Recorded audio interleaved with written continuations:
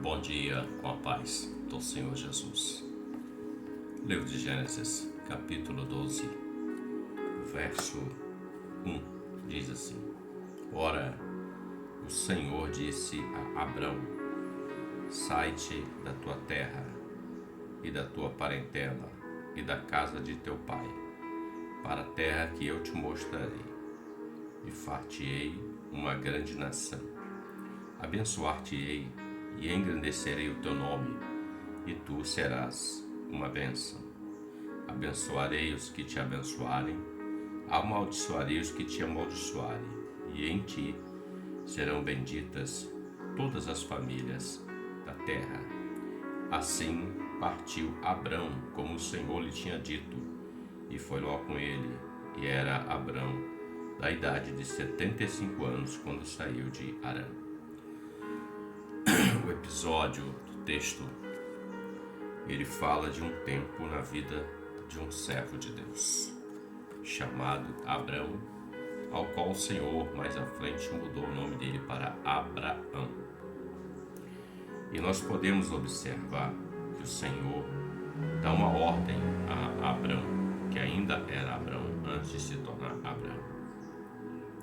Ele dá uma ordem com três situações distintas, três condições. Ele disse: primeiro, sai da tua terra, do local onde ele habitava, que era Harã, uma cidade idólatra, uma cidade que pertencia ao Império Babilônico ou ao mundo babilônico daquele tempo. Também o Senhor disse assim: sai da tua parentela, ou seja, do meio dos seus parentes. Isso requer ruptura diante da família, dos sentimentos. E o Senhor deu uma terceira também. Ele disse assim: e da casa de teu pai, ou seja, da dependência. Quando o Senhor chama Abrão, nós lemos, ele tem 75 anos de idade, mas Deus tinha um projeto a realizar através da vida de Abrão. Independente da idade, o Senhor tem um plano na vida do homem, um projeto a realizar. Quando o homem ouve o Senhor, ele está debaixo de uma condição, de um chamado, de uma promessa, de algo que Deus tem para realizar através dele, com bênçãos através disso. Observem que o Senhor fala com ele, diz o Senhor: Abraão, sai. E ele precisava sair dessas três situações da vida dele, dessas três instâncias da vida dele. Ele precisava sair da terra onde ele habitava, precisava sair do meio da parentela dele e precisava sair da casa do pai, para ele se tornar o pai de uma grande nação. Nós observamos no contexto bíblico que Abraão, ele assim o fez, ele saiu, porque ele creu naquilo que Deus falou com ele. É um exemplo para nós. Ele é chamado de pai da fé, porque ele creu, ele foi justificado porque ele creu. Ele também foi chamado de amigo de Deus. Amigo de Deus, que coisa linda e maravilhosa.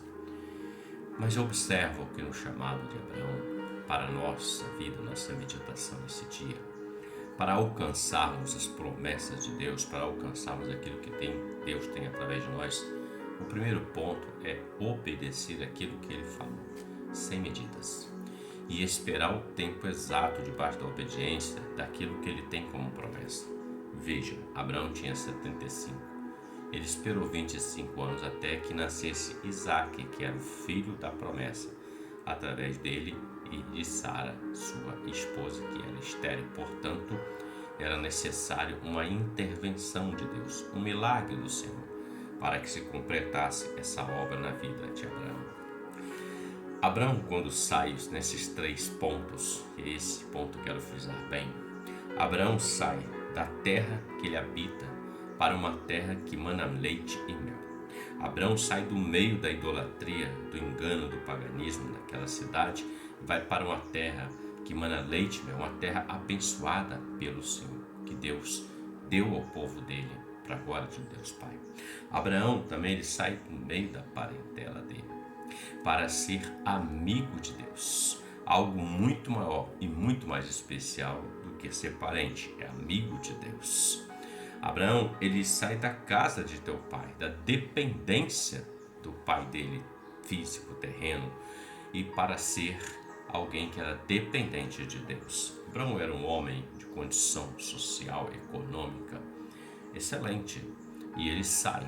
Mas o coração de Abraão não estava nisso, mas estava em obedecer ao Senhor, para que através dele acontecesse o que aconteceu. Até os nossos dias atuais, essa promessa se cumpre na vida de Abraão, que já partiu estar com o Senhor.